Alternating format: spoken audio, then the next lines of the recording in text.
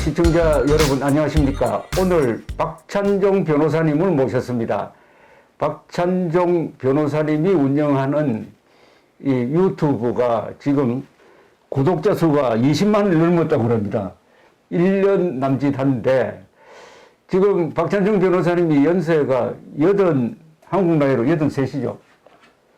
그러니까 아마도 가장 나이 드신 분이 TV를 운영하시는 것 같은데 이 정도로 아주 열광적인 지지를 받고 계십니다. 제가 가만히 계산해 보니까 우리 박찬종 변호사님을 인터뷰 대상으로 삼은 지가 한 30년 넘었습니다. 1985년 미국 문화원 사건 변호인을 하실 때 제가 월간조선 기자로서 인터뷰를 한 이후에 그러니까 37년 만에 처음 인터뷰를 합니다. 어쨌든 나와주셔서 대단히 감사합니다. 옛날 얘기 나왔으니까 저 기억을 아주 되살려 주시는데 85년에 미문원 농성 증거 사건 때는 우리 저 대표께서 해직 기자였었기 때문에 해직 기자 출신이지. 그때는 그 당시는 해직 기자 상태였는데 여기 서소문 서울 법원의 대법정에서 공판이 아주 자주 열렸는데 그게 아주 기록자로서 이게 참석하시고 놀라운 기록을 남겨주신 거, 전 지금도 그걸 가지고 있는데 정말 고맙게 생각하고, 그리고 지금 유명 유튜버 중에 이게 밤낮을 가리지 않고 새벽에, 그다음 아침 일찍 이렇게 하는 아주 유일한 분이세요. 그래서 저는 대한민국의 이 시점에 있어서 자유민주주의 질서 언론의 자유가 요나마 지켜지고 있는 거, 많은 이들이 거기에 노력을 하는데 그 가장 선두의 첫째가 혼신을 다해서 열정적으로 우리에게 알리고 따지고 비판하는 우리 조 대표님 때문이다.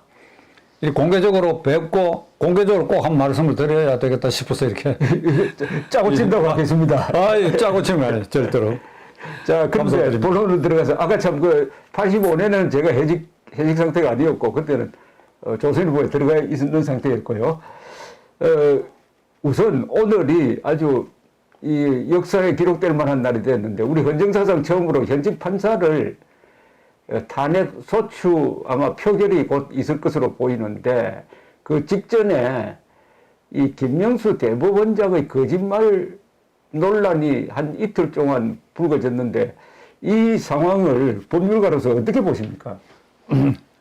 제가 법조인의 한 사람으로서 그 대법원장, 사법부 수장에 대한 비판은 사실 아주 삼가해 왔습니다. 김명수 대법원장은 이 정권 들어서고 춘천지방법원장에서 대법원장으로 수직 승진을 해냈는데 이를테면 육군 준장이 별 둘, 셋, 넷째 그렇죠. 육군 참모총장에 대한 그런 경우여서 혹시나 뭔가 좀 획기적으로 뭘 하지 않나 했더니 좀 외람된 표현입니다만은 시종 정권에 편향되는 사법부 운영하는데 이게 방조하고 있다. 그 이번에 이 사태도 임성근 부산지방법원 그 고등부장 판사 경우에는 작년 5월 달에 이미 사직하겠다고. 건강이 나빠요. 건강 나쁜 건 저도 잘 압니다. 아, 그렇습니까? 건강이 아주 나빠요. 나쁘니까. 그리고 금년 2월 말이 10년 임기가 끝나니까 했는데 그때 국회에서 탄핵 발의 대상 중에 당신이 들어갈지도 모르니까 사표를 내가 받으면 내가 입장 곤란해지지 않을까. 그러니까 이런 이유로 사표를 반려했다고 하는 것에 대해서는 이거 아주 놀라운 일이. 왜 그러니까 전임 양승태 대법원장 시절에 사법농단 사건이라고 해가지고 100명 가까운 법관들이 조사를 받았고 그중에 한 10명이 기소가 됐는데 임 부장판사도 그중에 한 사람이죠. 그렇죠. 전부 판판이 무죄가 시작했는데 그 사법농단이라고 뭐 여기 시간이 제한이 있으니까 길게 말씀 못 드리겠습니다. 그건 터무니없는 일, 터무니없는. 일제징용공 그 판결에 대해서 외교부 장관이 대법원에 이견서 낸 그것 때문에 재판을 몇 번 연기했다 하는 건데, 뭐 간단히 말씀드리면 일본 최고재판소는 비법관 자격자, 그 법관 자격이 없는 사람 중에 외교관 출신을 반드시 예. 대법관으로 하나 임명해요. 예. 그 사람도 판결에 참여해요. 예. 대법관 자를 부여를 해가. 그러니까 이게 65년 한일 회담으로 징용공 문제는 조약상으로 우리가 그 속에 좀 불평난 게 있고 돈을 더 많이 못 받아낸 점이 가령 있다 하더라도 그건 국제 규약상 준수해야 할 공약인데 그렇죠. 이 공약을 비켜나갔고 손해배상이 아니고 위자료 쪽으로 예. 그 미쓰비시 징용공에 세 사람 네 사람에게 돈을 지급하라고 했는데 이미 이거는 노무현 대통령 때 그렇죠. 예. 그 이를테면 65년에 빠졌다고 생각하는 사람들이 특별법을 만들어 갖고 두 차례 보상을 해준 일이 있거든요. 그렇죠. 예. 그런데 그 판결을 하면 한일 관계 복잡해지니까 외교부에서 공식적으로 양승태 대법원장 요청해서 재판이 몇 번 연기된 거 이게 농단이다. 그 재미있는 거는 이 정권 들어서 조국 전 법무장관이 앞장서 가지고 이 징용공 2018년 이 10월에 징용공 위자료 청구를 인용한 판결을 비판하는 것은 토착 왜곡이고 그리고 친일파라고 해요. 친일파. 세상에 말이야. 세상에 이런 정권이에요. 이런 정권. 그러니까 이런 정권 아래서 대법원장이 여역 정권에 순종해 오고 미리 이 탄핵이 있을지 없을지 그걸 우선 귀신처럼 내다보고 넌 탄핵 대상이 될 수 있으니까 사표 안 받겠다. 도저히 대법원장으로서 용서할 수 없는 일이고 그리고 그게 이제 조 대표 말씀대로 거짓말로 판명됐거든. 그런 일이 없다 그랬다가 녹취 파일까지 판명된 이런 순간이니까 이 부분 결론은 부끄럽다. 김명수 당신 부끄러운 일이다. 그러니까 대법원장 물러서라. 그런데 그만두겠다는 사람을 그만두지 못하게 해가지고 탄핵으로 파면되도록 한다면은 이건 기본권 침해 아닙니까? 이건 형사적 책임을 져야 될 문제가 아닐까요? 이번에 국회에서 이제 파면 결의가 나더라도 헌법재판소에 넘어가면 이게 탄핵 심판은 형사소송법 절차를 준용하게 되기 때문에 예. 거기에 당사자가 증인 신청도 하고 이러는 사이에 2월 말이 지나갑니다. 예. 2월 말이 지나가면 임기가 끝나는 거예요. 그러니까 예. 탄핵 심리에 실익이 없어. 실익이 없네요. 그러니까 각하될 게 분명한데도 불구하고 이 정권 실세와 강경파 여당 의원들이 이렇게 하는 것은 그러니까 남아있는 법관들에 대해서 최근에 이 정권 실세와 정권의 불리한 판결들이 계속 나오고 있으니까 너희들 까불면 이렇게 한다 하는 그 본보기를 보이기 위해서 이렇게 하는 것 같은데 이건 아주 비겁한 일이라고 하지 않을 수가 없죠. 이 비겁한 일에 대법원장이 동조 방조하고 있다. 이 용납할 수 없다. 근데 용납할 수 없으면은 뭘 할 수가 있습니까? 대법원장에 대해서. 그러니까 이런 언론으로 관계해가지고 국민적 압력을 가해야 되고 야당이 탄핵 발의할 수 있죠. 3분의 1 의석 갖고 할 수가 있으나 그러나 과반수가 안 되니까. 그렇죠. 그러나 어떻든 명분상 그런 공격도 하고 이래가지고 이 일반 법관들이 들고 일어나야 나는 되리라고 봅니다. 그렇죠. 이게 새로운 사법 파동의 전조니까 법관들이 들고 일어나면 대법원에 견뎌낼 수 있겠습니까? 그리고 전국 법관회의라는 게 있잖아요. 전국 법관회의에서 이걸 공식적으로 문제 제기를 해야 되는 거 아닙니까? 그 법관 전국 회의에 각 지방별로 대표자가 이제 어떤 태도를 취할지 모르겠는데 그들이 안 움직이면 일반 법관들이 자발적으로. 그렇죠. 지난번에 검사의 98%가 주배 장관에게 항의하듯이 말이죠. 예. 그런 현상이 벌어지면 부득이 그만두게 될 것이다. 나는 시간 문제라고 봅니다. 그런데 아까 중요한 말씀하셨는데 징용공 배상 판결이 한일 관계를 나쁘게 만들고 연동돼 가지고 한미일 동맹 관계까지 흔들어 버렸는데 이게 법률용어로 그 외교 문제에 관해서는 무슨 사법 자제의 원칙이라는 게 있지 않습니까? 그러니까 외교 문제까지 이 식견이 상당히 전문적이라고 볼 수 없는 대법관이 자기의 일종의 민족주의적인 열정을 담아가지고 판결을 해가지고 이렇게 된 거 아닙니까? 사법자대 원칙 이전에 헌법 원칙에 이 국제조약, 국제규약은 국내법과 동일한 효력을 갖는다 하는 그게 이하더라도 65년에 한일 기본조약과 배상 판결에 그거는 예전에 유효한 것이고 그리고 그걸 피해가는 방법으로 손해배상이 아니고 위자료라는 말, 유가족 위자료라는 말을 사용했는데 이것이 대법원이 이런 판결을 할 수가 없는 것이죠. 할 수가 없고 가령 그 판결이 났다 하더라도 정부가 그 승소 한 4사람이면 5사람밖에 안 되죠. 그렇죠. 사람들의 그 배상 문제를 특별법을 다시 만들어 가지고 보상하는 절차를 밟든지 이런 절차를 밟아야 되는데 제가 재작년 일을 이렇게 회고해 보면 대법원 판결이 나고 이게 이른바 대깨문들이 이걸 비판하는 사람을 조국식 앞서서 이게 친일파다 토착외고다 하는 걸 방치하는 것 같아요. 방치한 게 아니라 조장했죠.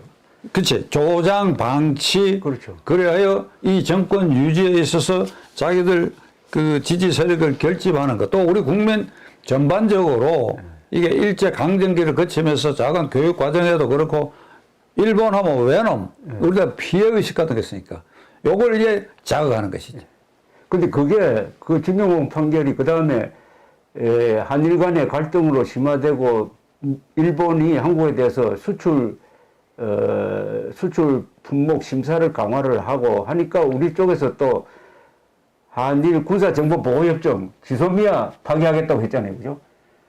그러면서 안보 문제로까지 이렇게 번지고 하는 과정에 가공할 사태가 일본에 여행 가지 말자 하는 캠페인을 벌리니까 일본에 여행 가던 사람들이 한 연간 700만 명이었는데 이게 70%가 줄어버렸어요. 그 선동에 넘어가 버렸답니다. 그래서 손해는 일본도 손해보겠지만 우리나라 항공사 손해보지, 여행사 손해보지. 이런 출발점이 김명수 대법원장의 아주 참 무리한 판결에서 비롯되었는데 또 이런 아주 참 비인간적인 일을 저질렀다고 하니까 이 대법원장이 조롱 대상이 되면 어떻게 됩니까? 이게 48년 8.15 정부 수립되고 초대 대법원장 가인 김명로 선생이 그야말로 항일 운동을 했지요. 그러니까 항일 운동하다가 투옥된 사람들 변론에 앞장서고 그런 어른인데 약 10년간 재임하는 동안에 사법부는 행정부를 견제하는 것이고 사법부의 독립성이 유지된다는 이미지가 지금까지도 남아있죠. 남아있는데 이승만 대통령이 초기에 1954년인가 국회에 가서 연설을 하면서 이 정부 정권의 불리한 판결을 계속 내니까 공개적으로 사법권 독립을 빙자해갖고 이게 이 사법부가 폭압적으로 판결한다고 이렇게 항해에서 공개적으로 연설한 일이 있어요. 그렇습니다. 그러니까 김병로 대법원이 그걸 받아가지고 우리는 사법부 독립은 헌법이 보장되고 지켜져야 하며 가령 경무대나 행정부가 불리한 판결이 났다 그러면 항소해라. 그렇지. 항소에서도 또 만족하지 못하면 상고해라. 우리는 그걸 법대로 해야 된다.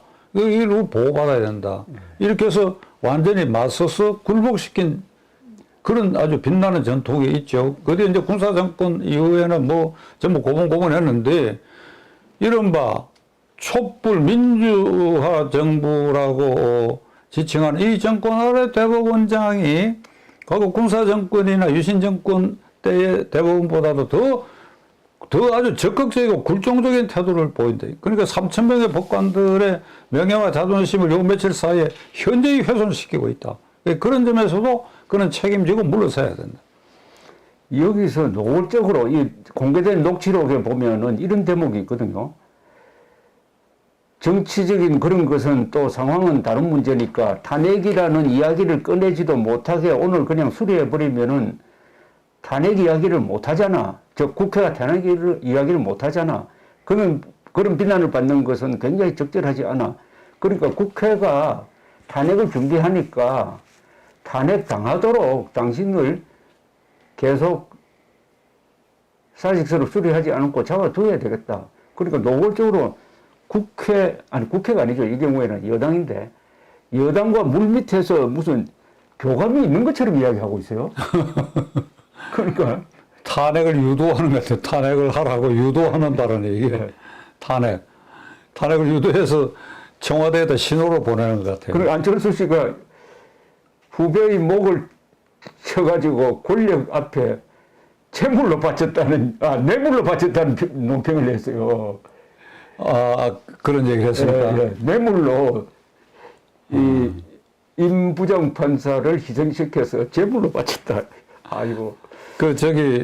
요 사족 같은 얘기인데, 김명수 대법원장하고 안철수 대표가 같은 고등학교 출신들이에요. 부사관학교. 고등학교 출신이 조 대표한테하고 또 동산이 되는 근데 부사관학교 동창회가 2019년에 제명하지 않은 서명도 받고 했습니다. 그러니까 이 탄핵을 대법원장이 사법부를 지킨다. 사법부를 지키기 위해서는 법관을 보호해야 된다. 기본적으로.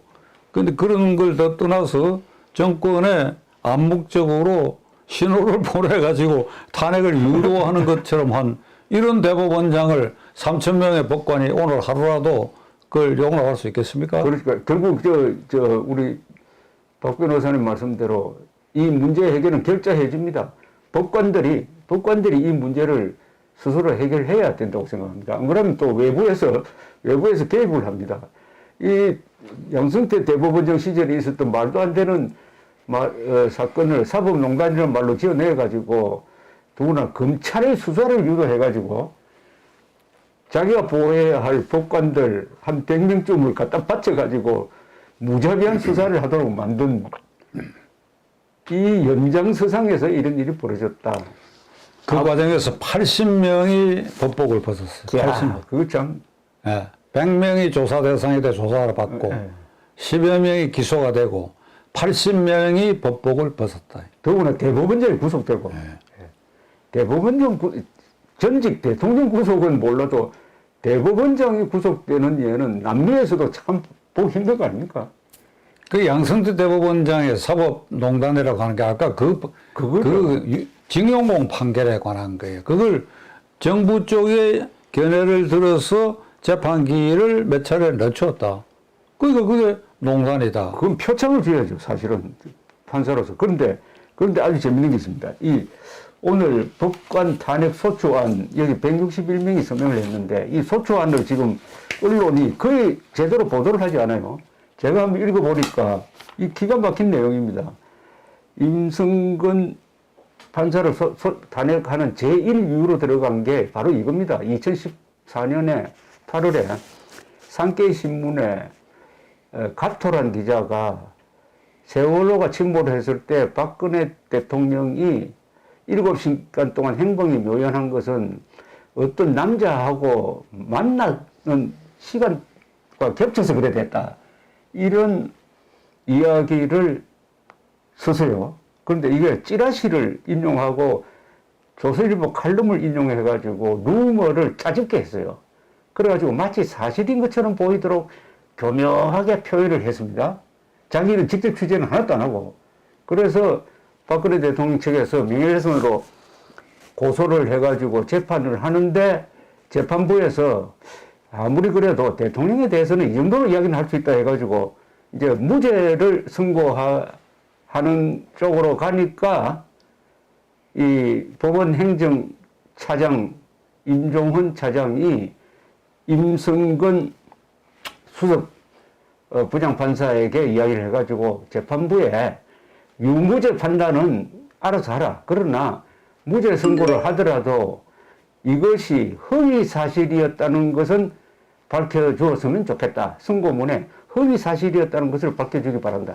안 그러면은 무죄니까 실제로 여자 대통령이 어떤 남자하고 만났겠구나 하는 나쁜 엉터리 인상을 굳히게 되니까 그걸 부탁을 한 거예요. 선고문에 그런 걸 좀 반영해 줬으면 좋겠다. 그게 딱 탄핵 사유라는 거예요. 그러면은 이게 자국 대통령을 완전히 모함하는 일본의 산케이 신문 기자편을 드는 거하고 마찬가지입니다. 기자편을 들어가지고 자국 대통령의 명예를 지켜주겠다는 임성근 판사를 탄핵하는 거는 애국 판사를 탄핵하는 거고, 이자들은 161명은 진짜 이게 진짜 친일파 아닙니까? 진짜 친일파. 그러니까 그걸 이유로 해갖고 탄핵을 하겠다고 하는 것은 탄핵의 본질에 헌법과 법률에 위반한 행위라고 보기가 어렵고 그 법률을 벗어난 일이니까 이 민주당 의원들이 쓴 그 탄핵 사유라고 하는 것은 이게 이유가 없다. 그만을 근거로 해갖고 탄핵해야 할 이유가 전혀 없다. 아니, 탄핵 소추안 자체가 쓰레기입니다. 이거 쓰레기. 한마디로 이 논리가 쓰레기입니다. 쓰레기고 여기에 뭐 법리적으로 몇 가지 따진 문제가 있는데 그거는 뭐 하고 그 다음에 탄핵 소추안을 쓰려면은 이게 검사의 기소장에 해당하는 건데 최소한 임성근 이분에 대한 그 변론 기회를 줘야 되는 거 아닙니까? 탄핵 발의, 탄핵 심리는 그 형사소송법을 준용하도록 되어 있어요. 그러니까 이 당사자가 이의 신청을 하거나 참고인 정인을 신청하면 국회가 그 절차를 밟아야 되지요. 그렇죠. 그리고 최소한 본인을 불러서 청문 절차로 그렇죠. 밟는 거 그게 기본인데 그런 거 다 생략해 버리고 뜬 소문과 언론에 보도된 것만가 짜깁기 했다고 하는 것은 탄핵 발의 과정 자체가 헌법과 법률에 위반되는 거예요. 탄핵 발의 그렇죠. 과정 자체가 그렇게 봐야 되겠죠. 그런데 이게 나쁜 선례가 만들어진 게 바로 박근혜 대통령 탄핵을 그런 식으로 했잖아요. 예? 탄핵 소추안 쓸 때 보면은 완전히 신문 기사하고 검찰 수사 결과를 짜집게 한 거고 박근혜 대통령 이야기는 전혀 듣지 않았잖아요. 그때 사실은 각하를 했어야 되는 거 아닙니까? 헌법재판소에서. 그러니까 헌법재판소 박근혜 대통령 주문이 대통령 박근혜를 탄핵한다 하는 그 사유를 쭉 보면 당사자를 신문했거나 정인 참고인을 제대로 신문했거나 하는 게 별로 없어요. 그러니까 언론에 보도된 것만 갖고 짜깁기를 해서 그냥 완전히 정치적 판결을 해버렸다. 그러니까 분위기가 헌법재판소를 에워싸는 대모대가 있고 만일 이 탄핵을 결정하지 않는다. 그리고 탄핵에 찬성하지 않는 헌법재판소 심판관 집은 포위하고 불을 질러버리겠다 하는 그런 아주 위압적이고 공포 분위기가 형성된 가운데 만장일치로 그런 판결이 났다. 그러니까 이건 뭐 정리상 그 당시 이 헌법심판관 중에 두 사람은 박근혜 대통령이 지명해서 임명한 사람입니다. 그러니까 그러한 사람들까지도 그런 분위기에 휩쓸렸다. 그런 절차 아예 눈 감아버리고 그러니까 이런 공포 분위기에서 그러한 탄핵이 이루어졌다. 지금 생각해보면 굉장히 유감스럽고 통탄스러운 일이죠.